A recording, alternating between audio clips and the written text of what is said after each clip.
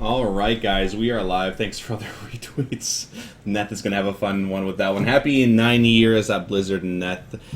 This Coach's Corner is dedicated to you for being awesome and helping make our community a much better place. So, for those of you that don't know what this is Coach's Corner. Really, the whole reason I got into streaming was to really make our community a better place. And really teach you guys about raiding. Whether you're a newer raider or a veteran or something, we're always learning and we're always doing something to improve. Learning it's lasts your entire lifetime. And here we go over things like different fights and weak auras and reading logs and how to improve yourself and how to have a better UI and how to just move better, how to cast better, all those little things that make you a better player. We do here. Thanks for the subs again. Thanks a lot, guys. Much appreciated. So, we had our last Coach's Corner, a nice 3-hour long one. This one will be a little bit shorter, thankfully. Last Coach's Corner, we went through the first 9 bosses of Hellfire Citadel. I showed you guys lots of videos of how my guild did them, good examples of strats. So for those of you that I will be rating for tomorrow for 6.2, take a look at that Coach's Corner as well. I know it's it's a long one, but I do go boss by boss. I show you exactly where to stand, what abilities to watch out for, things like debuffs, and our weak auras are here as well, thanks to Fibrilo. For those, again, that need them, that link in chat there right now is Fibrilo's weak auras. I'm sure it's on Reddit now, MMO Champ. Everybody's using them. So feel free to use them, thanks to him. And yeah, get them updated or uploaded yourselves. So tonight we're going to be going through 4 bosses. Now, 3 of the bosses I have tested myself. I've tested, how many bosses are there? I'll test all the bosses but Archimonde, so I'll be showing you guys Fel Lord Zakuun tonight, Xhul'horac, as well as Manoroth. Now the last bit of this instance, really from Fel Lord Zakuun onwards, maybe Xhul'horac onwards, the last 4 bosses, are some of the tougher ones. So for those of you doing normals and going into heroic, you might not have too much difficulty with the first few bosses if you know the mechanics, whereas the last bosses, the mistakes really do matter. You can easily wipe the raid. We'll go through those kinds of things. So, let's start off with the Fel Lord Zakuun. With Fel Lord Zakuun, he is a single target encounter, which is great for you ferals, not so great for you boomkins, elementals, whatever. He's one of the few proper single target encounters in this game, or sorry, not in this game, in this raid instance. And really, it's single target DPS, that's all that matters. It's another sort of patchwork dummy, sort of, but you do have other abilities to contend with as well. Now, one of the most important ones is this one, Latent Energy. Latent Energy is a debuff that is placed on you, and if you get hit by bad stuff, you do lots of damage, you blow up. So, the goal is to protect players with Latent Energy. For those of you with Voodoo or Raid Frames or something, you can use this to track a debuff, and people with Latent Energy cannot be hit by these Chaos Waves. You'll see it in some of the encounters here when I explain them. You have to protect these people. These are vulnerable people. Think of it as a vulnerability debuff. If you get hit with something bad, you will explode on the raid and blow everybody up. You must be protected, or you must put yourself in a good spot where you will not blow up the raid. So here, if you get hit by something that is bad, you blow up for 77,000 damage. Again, it is tuned to normal, so the number is a little bit lower based off my raid size here, which is 10 players, which is just me here. We have Destructive Forces, so you really want to jump for some of these abilities here. There is Wake of Destruction, which is a wave ability. Now, okay, so let's see here. I'm going to throw some markers down. Who's on PTR? Deadman, thank you. I'm going to invite Deadman. Hopefully he's on PTR. You can throw down some raid markers. Okay, perfect. So we tank the boss somewhere around here, and that's fine for us. There's different places you can tank the boss. We tank him right here, which is a good location. Now, one of the main things he does is he throws out this big wave. That wave, though, can be blocked by players. You can protect the rest of your players by using one person as a body shield. One of the best classes for doing this are Warlocks, with a shield, with, their cooldowns, all that stuff. So, for example, if my raid here is stacked on green, and my Warlock is the purple marker, my raid will never get hit by one of these Chaos Waves, or these Waves of Destruction. This person right here will always get hit. So, we've tried multiple strats with this boss. We tried a spread out strat, that worked somewhat well. Then we tried a stacked in strat as well, and that worked even better, because one person can block this giant Chaos Wave right here, which makes it a lot easier. What else? Ring of Destruction. There's something you want to jump over as well. That's not a huge issue during this. Now, one of the main things during the phase 1 of this encounter, so it's a 2-phase encounter, are these fissures. These fissures and the fel crystals that spawn from them. So, roughly 3 to 4 fissures will spawn randomly around the room. So I'll throw some up here. So there's a fissure, there's a fissure, there's a fissure as well. And now these fissures do need to be soaked. They need to be soaked so they don't, do lots of damage to your entire raid. However, one fissure will always spawn. So even though you jump into one of these fissures, so you absorb them by soaking them with your body. If I jump into this fissure, and then somebody else jumps into this fissure, and then somebody else jumps into this fissure, that's fine, but one will always spawn. One will always spawn. So what you want to do is let one of these fissures spawn. By controlling the spawn points of the fissures, you will make the fight easier. Now, based off where we tank the boss, so we tank the boss right here, and these fissures, consider them something vulnerable, like latent energy, what we talked about earlier. You don't want them getting hit by anything bad because those things will explode. So if the boss is over here, and a crystal spawns over here, another one spawns over here, another one spawns over here, I will purposefully not get this one. We will leave this one alone here. So in my raids, I call the back left to get left, and that one spawns, which means there'll be a big fissure, a big little mountain rock piece coming out of this piece, the little marker right here, and not in a really bad spot near the boss. Because again, if the boss hits something with his waves, then the raid takes massive damage. So you want to control where the fissures spawn wherever possible. I mean, it is random. Sometimes you get really shitty luck, and let's say there, red, green, and purple are your fissure spawn points. That sucks. You know what? Your raid leader needs to make a good choice right away which one to leave out. Otherwise, it will choose randomly for you. If you soak all 3, one of them will still always spawn. Every single time, a fissure will always spawn. Moving on to the next ability. So there's fissures. You'll see them during the encounter. It is a 2-phase encounter. The tank does get sent down as well. Tank has to deal with his stuff. Tank stuff. You guys will be fine. Like, it's not that bad in the in that realm. One thing you guys do need to watch out for through really the entire phase is Befouled here. So that is a debuff that you want to be tracking on your raid frames. It is called Befouled, or is Befouled? I put it in my raid frames here. Where are you, Befouled? Do I know how to... There, Befouled. So it is something that will absorb healing. It's placed on roughly 3 players, and once you finish healing that person, they blow up. So they absorb all the healing, then they blow up. It is a 6-yard explosion. So what do? Well, if Befouled is on you, so let's go back to the regular position here. Boss is here, Raid's here, and the Warlock's here, soaking stuff. If Befouled is on me, and I'm going to blow up the raid once I'm healed up fully, I want to run roughly 6 yards away. This is roughly 6 yards right here. You don't need to go any further. You don't need to go to friggin', Somalia over here. That is too far. Don't need to hide around from your healers. You don't want to be line of sight of them, obviously, right? I'm hiding from my healers like a dumbass. Be roughly 6, 7, 8 yards away. That is totally fine. Because when you do get healed, you blow up. There's no one around you, and you're fine, and then you just jump back into the raid here. Well, Sparty, but I'm a melee.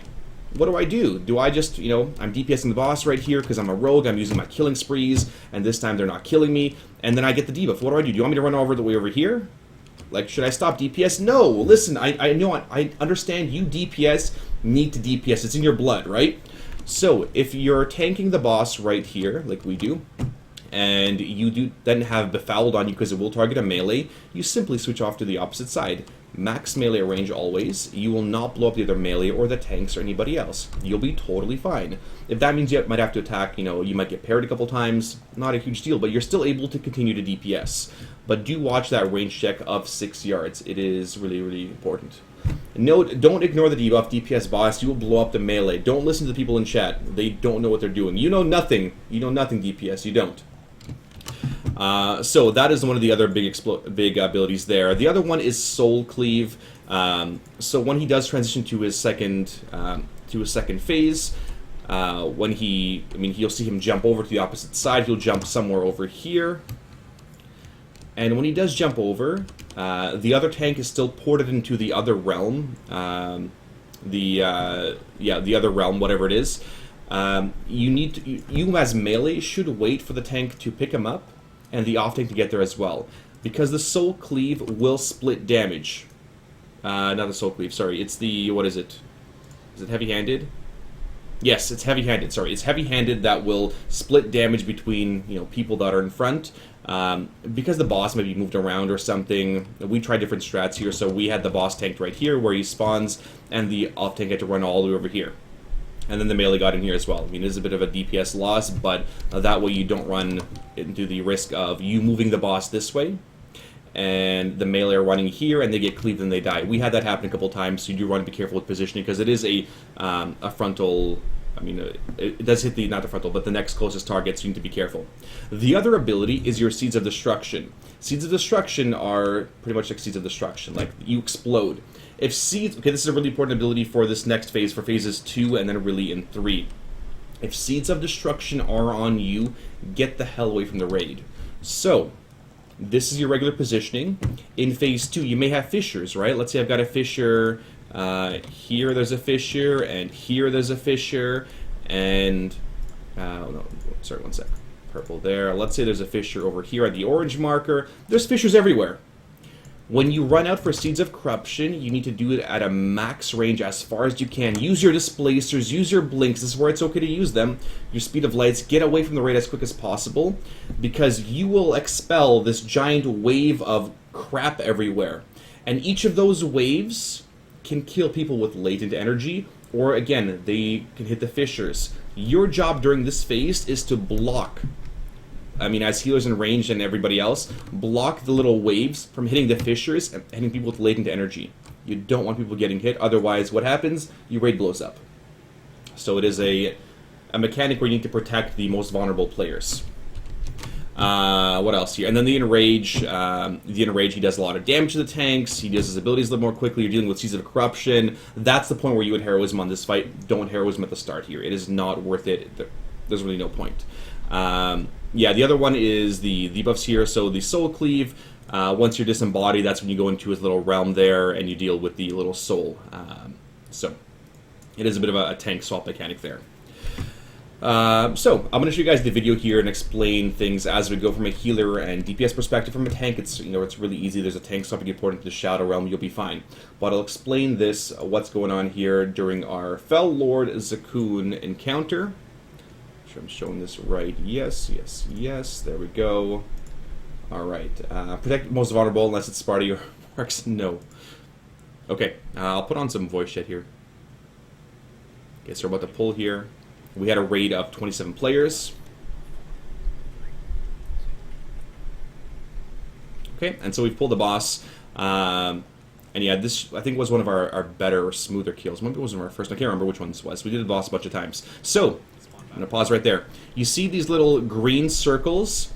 That is where the crystals will spawn from. If there are ever some in melee, you want to get those primarily. If there's any in the back, get those last. It's totally fine. So this was one of the first times we were killing the actual boss. We're going to have a crystal spawn behind us. Watch this. There. It spawns right behind us. You can sort of see it under my raid frames on the bottom there. But that is the one we have to protect. But guess what? Because we're in front of it, we're all protecting it. We will not let it get hit. You see on my raid frames the little red squares? Those are people with Befouled. The purple the Curse of Elements looking thing, that's people with latent energy. They need to be protected as well. So you need to be aware of all of these debuffs. As healers, we found it most efficient to heal one person at a time. Rather than healing everybody randomly and throwing absorbs everywhere, we found it easier to go through groups 1, 2, 3, 4, 5. So right now, Panzer would be healed first. Then Idealize, and then Ganor, not Ganor. I guess still 2 people there with that debuff. So their Psycho got poured into the other realm because he got disembodied. This thing right here, it does pulsate damage, so you don't want to be too close to it. And right there, I'm going to go back a couple seconds, or you'll see it again. One of our Warlocks, the Moon Marker, I think I can't remember who it is. Oh, it's on Blackstoice right now. But they protect it with their body. So here we go. So here, you know, our hunters ran off there. That's fine. We're going to hopefully spawn a fissure in the back there. Yeah. So we don't want to soak all of those. We want to control where the fissures are spawning. We want to soak the closest ones with our bodies and let the far ones spawn, because they're the easiest to protect. So now Tyler got disembodied. He teleported down to the realm. Next ability here will be Capitation. There's Wake of Destruction. So this little, I mean, that big slash that he does, this is what's protected with your bodies. There. And if you see a purple wave there, you see those purple waves coming out, that's what needs to be protected. You block those with your body so they don't hit the latent people with the latent energy, as well as people as the fissures. So right now we have 4 people with latent energy: Psycho, Primetime, Tefat Panda, and Ganor. We're going to deal with phase 2 shortly, which is his disarmed phase. You see he leaps away to that little corner there. He leaves his weapon on the ground. Now, the tank does finally get ported out. He has to run over. So Psycho leapt over, I think. Or we had 3 tanks for this one, which made it really easy. We decided to tank the boss right there. Now watch, Seeds. Seeds, said Seeds Square, Andreas, Seeds Cross. So, you want to split these seeds out. You don't want to collapse them together. We tried using a portal, and some of you guys might think of it like, why don't we just portal out? Everybody portal out and just stand there. Well, it will kill your other friends. It's not worth trying. So you see these seeds run out, and watch what happens from the seeds. Okay, pillars. So you see every one of them spawns those little things, and here we need to protect the pillars, as well as people with latent. Nobody has latent, so this is pillar protecting phase right now. And we have 3 pillars to protect, right? Seeds again, people need to run out, blink out, whatever, get as far as they can. You saw Dexter run over to the moon marker, that was good. And now he'll be going back to his regular phase. Disarmed phase is over, he's back to phase 1. And the boss gets pulled back over to his spot, and it's back to fissure soaking. So now there are more fissures to soak. So we're intentionally going to leave that back one to spawn. We've soaked the one in melee range. The 2 hunters have soaked the closest ranged ones, and the furthest one has spawned. At this point, you will also have fissures despawn for you, which is really nice, because otherwise you might be overwhelmed with too many fissures, right? So they do start despawning at this point.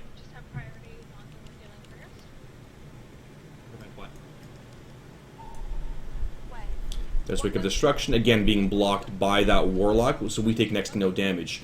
That way, Fat Panda and Marksman don't have to be near us. I mean, don't have to be away from the raid, being protected. There's another Fissure phase. So you hear me call back left. That's the one we're going to spawn. So the one by the blue marker there on the right side, we're gonna have to soak that one. And you see 2 people on the middle there, Ganor and Fat Panda. They are running over to soak the first one. I mean, you don't need 2 people to soak it. It's fine. Better 2 people than 0. But they communicated, and you saw 1 hunter run away. So that was good. At this point, once he starts enraging, you do want to start heroism. At this point, like, there's a couple there in melee that didn't need to be soaked. That is a really shitty position. Let me pause this there. That was a really shitty position. You saw 2 of the fissures spawn all the way in melee. Yeah, you're going to have to run out there, leap out there, turrets out there, whatever, to soak them, because you don't want them spawning there. That will potentially wipe your raids.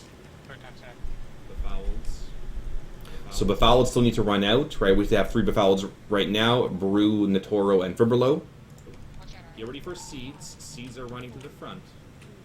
And now, so we do communicate Seeds to run out to the front, because there's no fissures there, right? It would be absolutely idiotic for any player to run backwards and next to a fissure, because again, Seeds hit a fissure, raid blows up. And you see here, one other thing, you see, is that Brew? Brew has the healing debuff, right? The one that I talked about as a melee. He's on the opposite side. You see the tank there by the top section. You see Brew off to the left side. He's got an X marker over his head. You can see in my raid frames as well. He has the Befouled debuff. He's not going to blow up on anybody else, which is smart, right? He gets continued DPS. His thing is gone. Though, look, there's lots of little seeds here to be blocked. This is where you could use your Devotion Auras, your Smoke Bombs, your Rally. Not your Amplify, though. Again, Wake of Destruction needs to be blocked by the Warlocks, or somebody that is a designated soaker. With this brand or again? Fissures here again, so we're gonna have to soak these fissures. Again, Brand. Yes, Okay. Good. And so again, you still want to watch those debuffs. There we go. And now we're healing people up. Same kind of thing here. Seeds are running out. So again, boss is low. Don't tunnel vision. This is important for you DPS monkeys. Do not tunnel vision because the boss is at 5%. Continue to do mechanics right. If those 4 people had not run out, the raid would have wiped.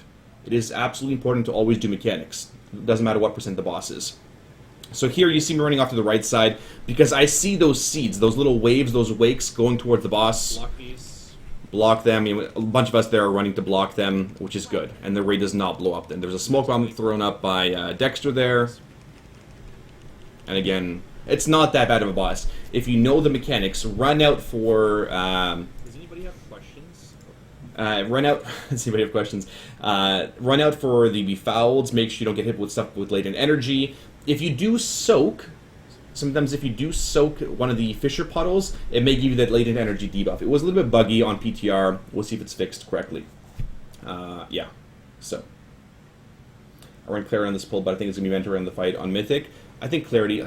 Listen, Disc Priests are OP. They're OP as shit. Does anybody have any questions about this? I don't have my thing open for people that had questions. Sorry, I totally forgot about that. Let me know if you have questions about Fel Lord Zakuun. Again, it is a single target encounter. You don't need your DPS talents. What spec will may just be? You'll be friggin' Arcane.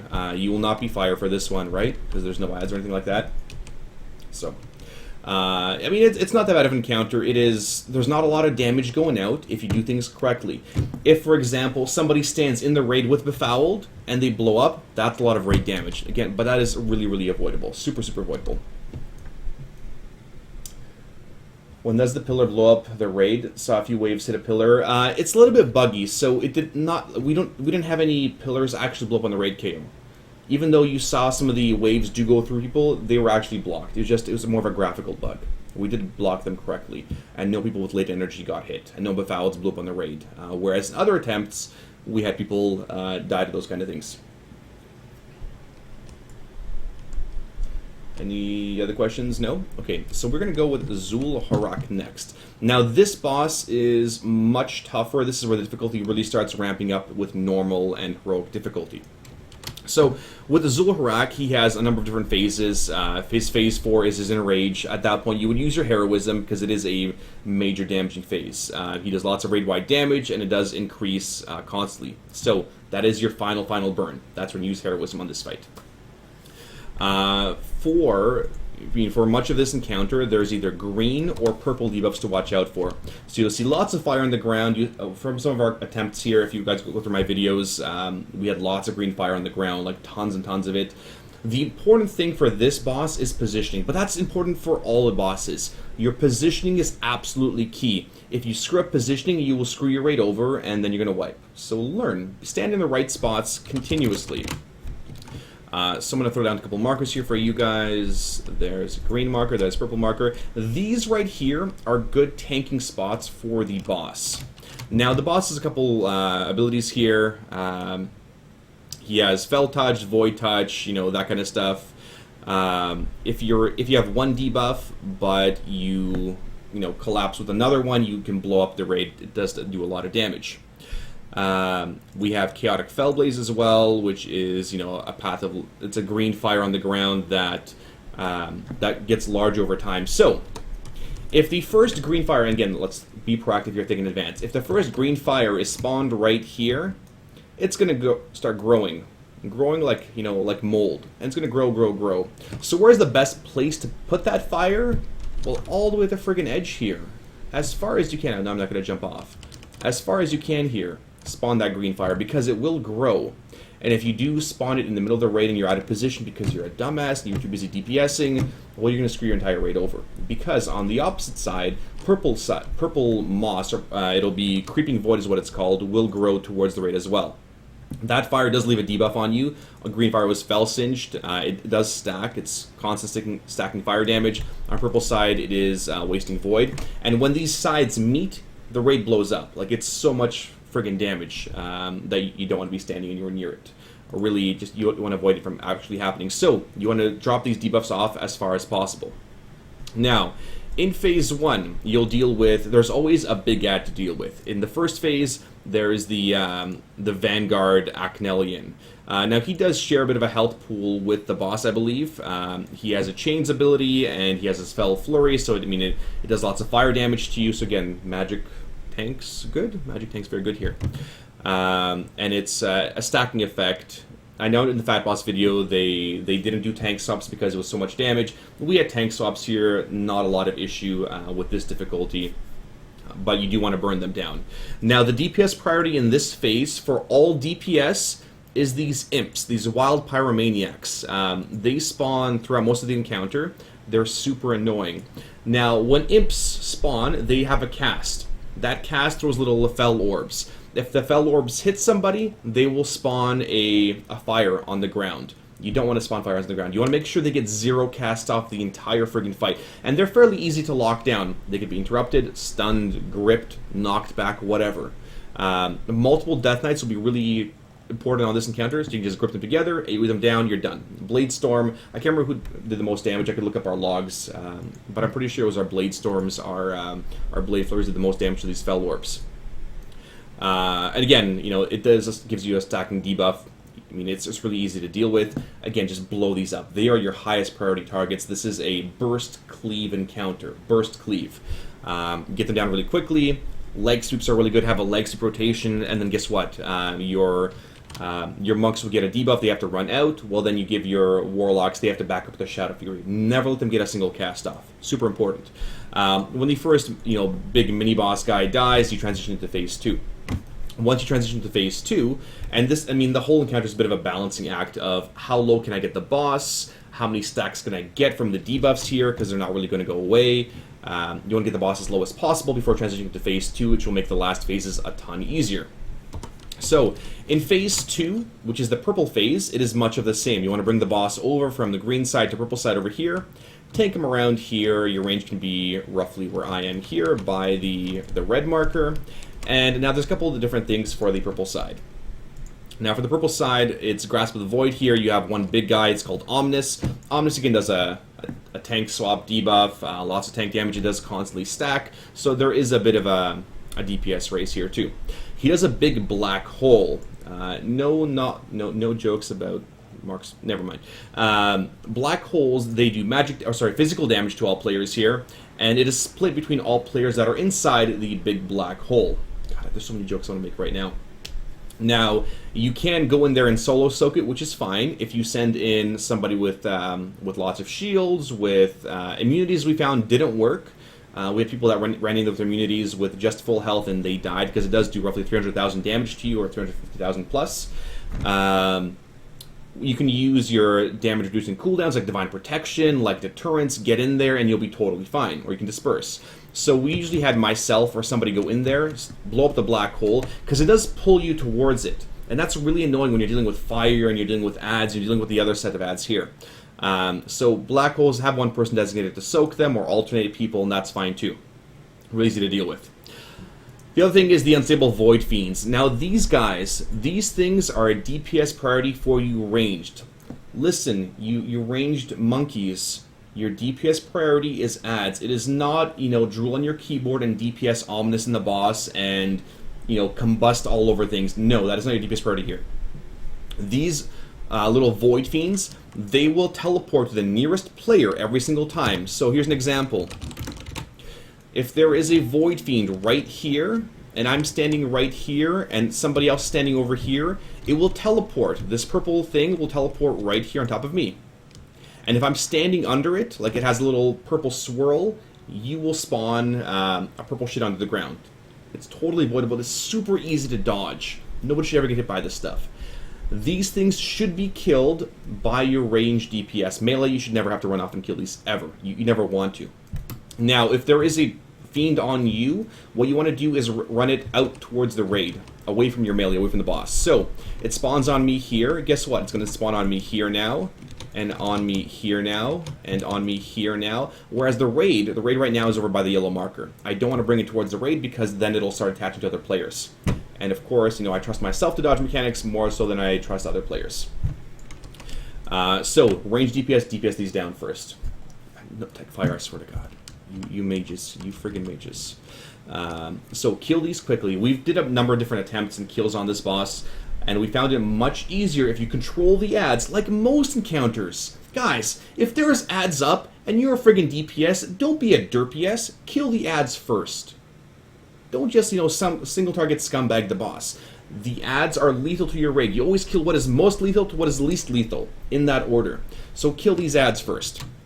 At the same time, you'll be dealing with the little pyromaniacs. You'll still be dealing with lots of little stuff here. It's more of a DPS burn as well.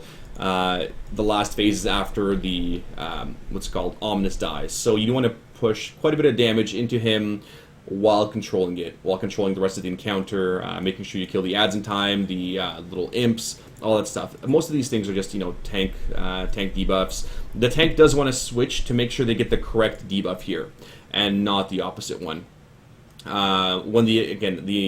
You're still getting Fel Surges, so during this encounter in Phase 3, the boss is going to be tanked closer to the middle marker here. And now, during the middle marker, you'll still get these abilities. So if you have Fel Surge on you, you run to the left side here to where the green marker is, right? Because that's where the green piles are. And if you have the Void Surge on you, you run over to the purple marker, right? Right over here, where the purple stuff is. Because if you run to the left side with purple markers, you will blow up the raid, because green and purple can't mix. Think of some chemicals in chemistry class for those of you that are somewhat educated. Bad chemicals go bad. For those of you that are cool people, chlorine and muriatic acid create mustard gas, right? You don't want to mix those things together. You will kill everybody. Beyond that, it's just tank swaps. It's a lot more damage. Yeah, it's a fairly simple encounter once you break it down. But all encounters are simple once you break them down into your into their abilities. So I will show you our Xhul'horac video and our kill from, I think, our first time doing it. Here it is. Let me know if you have any questions afterwards as well. Does it track focus a player? The debuff, it gets placed on the player. You'll see who it's on, and I'll explain as we go here. Alright, here we go. 1 sec, midgets. Okay, so this is Xhul'horac. He's a cool looking boss, right?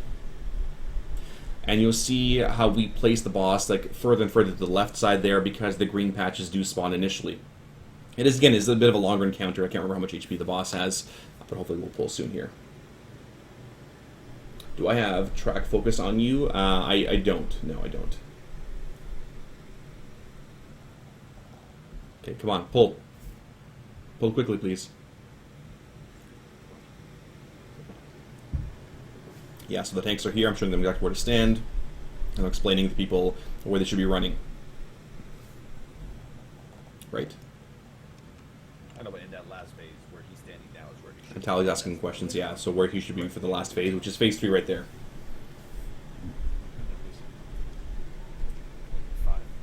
Here we go. Here comes the pull.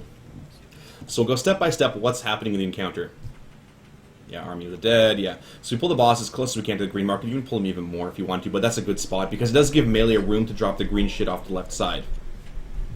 So first thing that's going to happen here is, yeah, Fel Portals. The big guy's going to spawn on us as ranged, which means you off-tanks need to pick it up. So there's a bit of a DPS here. Okay, there, Fel Surge. Fel Surge and Ariana on Karnik. Can't remember who else was on Brew. Pretty much all of our melee got hit by Fel Surge. So they all need to run to the left side here. Watch them run. They're going to drop it off to the left side there. You see the green little puddles spawn. They dropped them in a good spot. That was, almost perfect. At the same time, we have Wild Pyromancer spawning. So our leg sweepers, they have to run away. They can't leg sweep here. These guys are roughly halfway through a cast. I've stunned one of these guys right now because obviously I want him stunned. And you'll see, I think, a Shadow Fury go off here in a second. Yeah, there's a Shadow Fury debuff as well, so our Warlocks got it. You never want them to get a cast off. Because, again, green puddles into the ground, and they do spawn based off the tank debuffs here as well. So you see there is a green puddle under the boss right now. You need to watch out as tanks to make sure your melee are not standing in it. Obviously, melee don't stand in shit as well. So the mini-boss guy dies pretty quickly. Wild Pyromaniacs, guess what happens? Ariana grips them in. Look how close they are right now. Now they're going to get a leg sweep. 5-second stun. Awesome. Plenty of time for them to die. This time it was Fel Surge on Brew, Marksman, Panzer, Photon, and Ariana. So one of our healers and 4 of our DPS, including some of the ranged. So that ability happens as well. They run off the left side. Great positioning by them. The other ability I forgot to mention is a really easy one. Chains of Fel. What do? Run away from each other. Super easy. So you see Chains of Fel on Roshi there. Roshi runs away. They all split up, and you just need to run away. Then it's gone. It's like a 30-yard range, but you'll be fine. So you see on the right side of my my UI there, you can see the Vanguard's HP. He has roughly, I can't remember, 50 million or something. But again, it does share HP, so maximum cleavage. There. Ads are nice and close. Get leg sweep. You burn them down. Switch them initially. You want them dying in those few seconds. On Mythic to be much more punishing. Chains and Fel Surges. There is, again, chains. Fel Surges run off to the left side. Chains are broken for people splitting off. And now, I mean, see this this green thing that spawned right here? The reason it's spawning there is because the tank had the boss by that green marker, and the thing does keep growing. You want them as far left as possible to maximize your space. It'll make the fight easier later on. So we've transitioned now. He's doing his purple portal. While he does his purple portal, he'll still keep spawning his little imps. Make sure you kill those quickly, because you don't have those imps out while the boss is being dragged off. So don't forget about ads first before boss. Ads first, guys, ads first. And of course, I can hear myself. Yeah, there. Before we get back on the boss. I guess I've done this fight. So here are the unstable Void Fiends. You see that purple little thing under them? That's where they will teleport to. Don't stand in the purple bad. If you're ever near one, don't stand purple bad. Whatever you guys. You see how it spawns? So we had our hunters. This was really awesome. So we had our hunters. It was marksman, I think, Gan, or control where they're going to spawn. They just have to make sure they dodge. At the same time, you see little arrows. You see Driesh DPSing here. Our ranged DPS need to lock them down. It makes it a lot easier. At the same time, you still have imps spawning. So your Death Knights group them together. Melee DPS them down. Ranged, what is your priority? Void Fiends first. If there's Void Fiends, you kill them. If there's no Void Fiends, kill imps. If there's no imps, work on, you know, the Ominous guy and Xhul'horac. That is your DPS priority every single friggin' time. We don't get any fire. Fel Lord is gripped together. Good. Our Maniac's getting blown up there. You see our rogues doing quite a bit of damage. So now we're a little bit behind. We're a little bit behind on the Void Fiends because the ranged DPS, and I bitched them afterwards because they were being really lazy. Ganner was our best DPS here, blowing up the Void Fiends. So it does get closer and closer to the raid. So if there's nobody, you know, in range, they'll just jump closer. There's a black hole here. I jumped in the big black hole. I died because I didn't have my Divine Protection up, or I had used it or something. I just took too much damage from it. But again, it is split. You may want to have multiple people run into the big black holes. So you can see here some hunter barraging the imps, scumbagging on damage when they should be killing the Void Fiends. And here, Void Fiends will spawn on your raid sometimes, and that's okay. It is okay, guys. It sucks, right? Expect it to happen. Move away from them. Have hunters. You see a marksman right there on the middle right side. He's going to start soaking them. Watch where they're going to start spawning soon. See? Right on marksman. And there's a black hole spawning as well. I'm going to try to jump in this one. For this one, I believe I bubbled for that one. And it didn't work. So I still took the damage. So immunities will not work for soaking the big black holes. How do you deal with the black hole? You have people soak it. If you go into the middle of the black hole, you will blow it up, but you take damage. And that is split damage based on who's in there. Void Fiends? Void Fiends. Void Fiends, Void Fiends, Void Fiends. DPS kill them first. Can somebody pull up my logs from that fight? Imps here getting knocked back. Not a great idea, but... Void Fiends. Now Void Fiends are dying a lot more quickly. Look how quickly they're melting. And if you have no Void Fiends to deal with, it's much less movement. And listen, DPS, if you're not moving, you're able to DPS more. So do your friggin' jobs. And so here, what I say is a little bit close. The green and purple fires are getting somewhat close to each other. They need to be really, really careful. Massive thanks for resubbing. Thanks a ton. Okay. More Void Fiends. So this is Phase 3 now. We've killed Omnis. Phase 3, everything is spawning. We're still dealing with Void Fiends. We are still dealing with Imps. We are now dealing with Fel Surges as well. So Fel Surges run to the left, and the Void Surge runs to the right. So you'll see people with the debuffs here. Hopefully soon. Yeah, here comes a Fel Surge in about 5 seconds. And there's enough of a staggered time that you're not getting, 10 people running out at the same time, which is good. Which is very good. Fel Surge on me, guess where I'm going to run it. Speed of light! Get it away from people! There, I dropped it there, I run away. I did take a tick of the debuff, so I need to be careful. This is still a control phase. Don't panic, even though there's a lot of shit going on. Range still, DPS Void Fiends. Melee still, gripping, interrupting ads. It is not a huge DPS race until he finally gets to his Enrage, where you'll see massive raid-wide damage. And that's where you'll hero. So focus on your priorities. Look, a Void Fiend got into melee right now. That makes it a lot tougher to deal with. Because if somebody gets hit by it, well then you're spawning shit onto the ground. And people took a lot of damage there because the colors did mix there. The green and purple did mix there by melee. At this point it is the hero burn, so we're taking raid-wide damage. We also see heroism being cast here in a sec here. Last 40 million of his HP. You see just there, that taking that pulsing damage, that is your DPS race. That is where you burn your cooldowns. You have nothing else to do. There's no adds up. Nothing. It is a final DPS burn. Use your cooldowns, use your barriers, continue running Fel Surges out, continue running Void Surges out. Those are the only two main abilities left. Void Surge on Ganner. Ganner runs to the right side. Good. There. I mean, it's massive damage. That's where your hero pots, your second cooldowns. You have to have a big burn there. And kill the boss before he kills you. So, in Heroic and Mythic guilds, you'll be using your cooldown rotations here. Your Angry Assignments setups. Fel Surges again. Somebody, I mean, he leapt up to the wrong side. That was on thing on Panzer or somebody, but he ran off to the right side there. Probably not risking it, or not worth risking it, but just be careful, because there could be purple shit back there. So, yes, Disc Priest annihilating. I can't remember if Primetime's probably in channel here, what he ran. One sec, let me just, where's my thing here?